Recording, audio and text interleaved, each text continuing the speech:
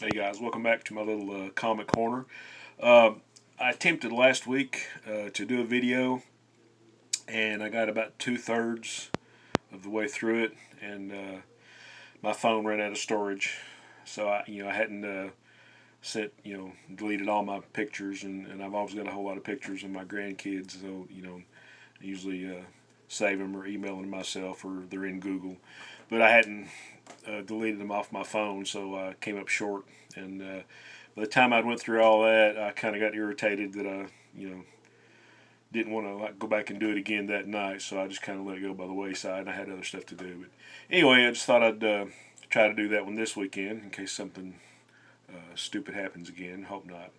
But anyway, this is just a little stack of some stuff I've got recently. New comics, old comics, comics that are newer, or one comic that is newer. I usually don't show a whole lot of new stuff, if any. But I just, I like to dip my toe in the water once in a while and kind of see what they're doing with my favorite teams or characters, or how much further they can mess them up. No offense to anybody that likes the new stuff. I know, but it's just my take on it. This first book goes along with another video that I want to do. If any of you guys have watched Metarog's video on his showcasing the series The Champions, I would advise you to do so, because I was going to do a video on The Champions, and I saw Roger had put his up, so I didn't want to do another one right away and feel like I was stepping on his feet or be influenced by anything he had on there. And I'm sure it's a great video, but I'm going to wait until after I do mine before I watch his, so I won't be influenced.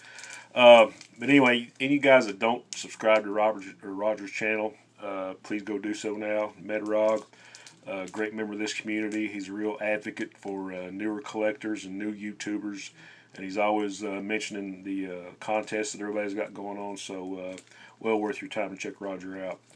Like I say, this first book was going to go along with the Champions retrospective that I was going to do, and this is Giant Size Hulk #1. This came out in 2006, I think. And the reason I got this because it had like an untold tale of the original Champions. And I think this was the time the Planet Hulk stuff was going on. I really didn't delve too much into that, but I read this the other day, and really all the other stories aside from the Champions are like really good. The Champions story was kind of okay, It's just to me, I was just kind of wanting to know, or like have all the appearances of like the original team, and so I thought I'd go ahead and grab this. So this will go along with my Champions video whenever I decide to do it. But anyway, there's a great story in the back by Peter David and Dale Keown. So this is well worth just picking up. You can get it for $3 or $4 probably, and it's really a pretty good comic book. Okay, on some new stuff. This is a team or a group that I was always a big fan of, the Crime Syndicate. And DC has recently given them their own little mini-series, 6 issues. I bought the first issue, and then I just kind of went ahead and bought like the 2, 3, and 4, and I think 5 and 6 might be out now. But just a little different take on the Crime Syndicate. I was always a big fan of the JLA Jesse team-ups and Earth 3 and the whole concept of the multiverse and all that. So it's pretty decent. They've changed a lot of things, as usual.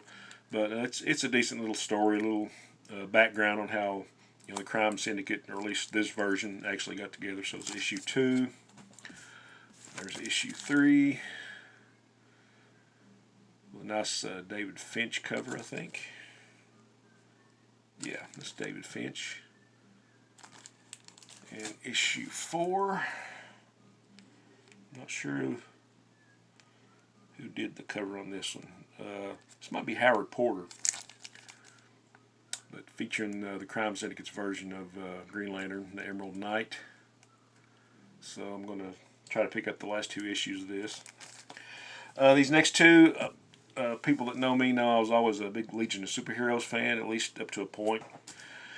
And I started off reading Brian Michael Bendis' new series, and I think I kind of gave up on it, like a lot of the new stuff after a while. But I found out that this is like a nice little two-part story, like where the Legion is on trial, and it's got like an all-star cast of artists in these 2 issues. Here's number 8. And the big reason I want to pick it up, especially this issue, number 9, this had a page of Mike Grell art on the Legion. So I just thought I'd pick that up. And there's some other great artists in there, but just to see Grell on the Legion again, it just kind of gave me a kick. So for that reason alone, I got these 2 issues.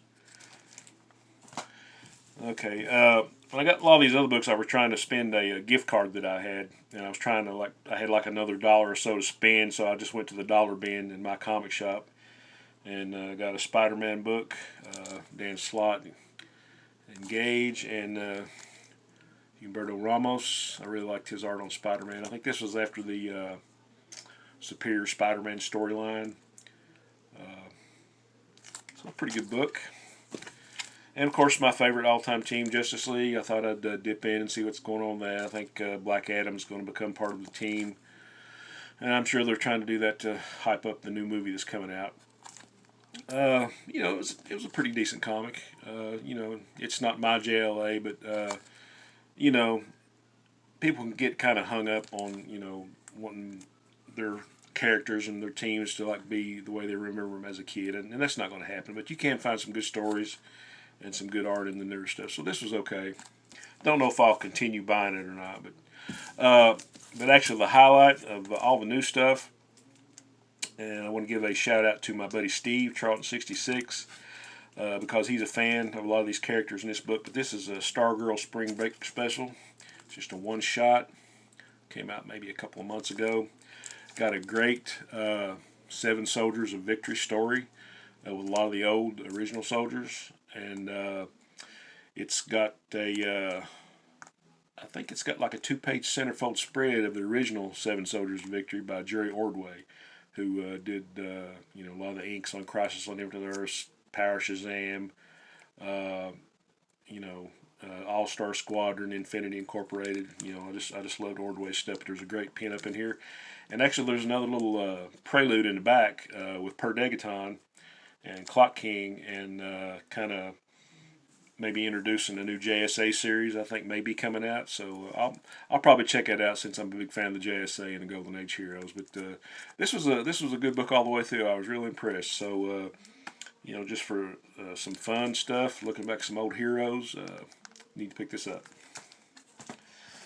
Okay, on back to the Bronze Age. I actually picked up 3 books, which completed 2 more series I've been trying to complete for several years now, and picked up some more just oddball stuff that I didn't have. This first one is called The Destroyer number 16. I think I'm about 2/3 the way through this series. These can be had for very little. Some great art and great stories. Just a fun little title from the Bronze Age. And another shout out to my buddy Steve. I thought I had some of this title, and I actually found out that I didn't. But I picked up the last 2 issues. It only ran 7 issues. But this is from Charlton. This is Primus. And there's actually a TV show of this that came on. But this is you know, sort of like a little spy thing with a guy that's like a scuba diver too. I can't remember. I don't know if I ever remember seeing the TV show originally was on. I think I remember seeing some reruns of it. But this is like the comic adaptation. Just got some great covers and art by Joe Staton. And I'm kind of one of those guys. I mean, I love Staton's art, the stuff he did for DC. You know, the JSA and Green Lantern and Huntress and all that great stuff. But I'm probably like a bigger fan of the stuff that he did for Charlton, because there's just some. He did some great covers, did some great artwork. There's issue 6. Just a cool little series to have. You pick up the first 5 though.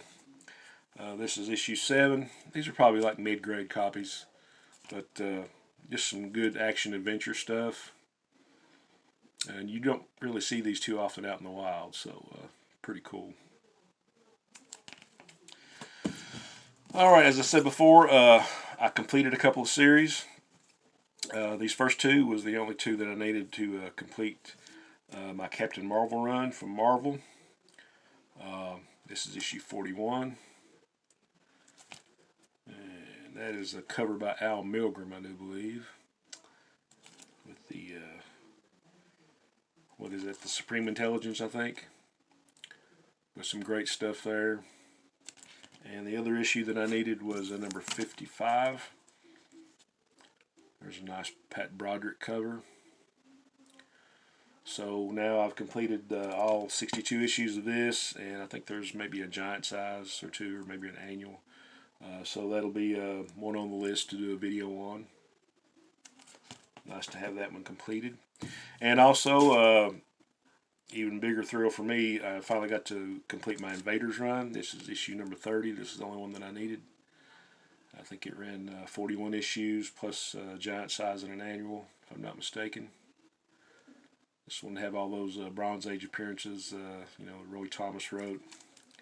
Just some great World War II Golden Age action there. So, be doing a video on that series. Okay, the last two. This is Wonder Woman 200.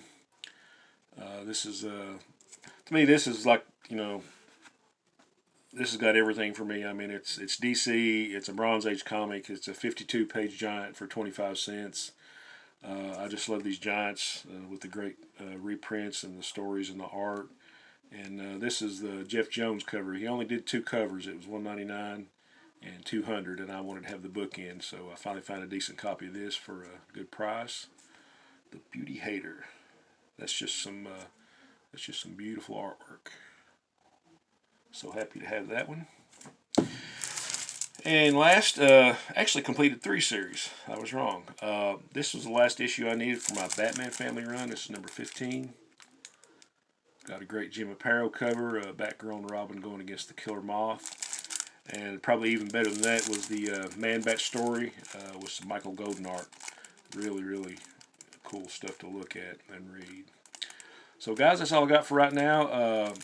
Like I say, I may or may not do a video on one of the other 2 or 3 series that I've talked about here, but I want to go ahead and get this one out there.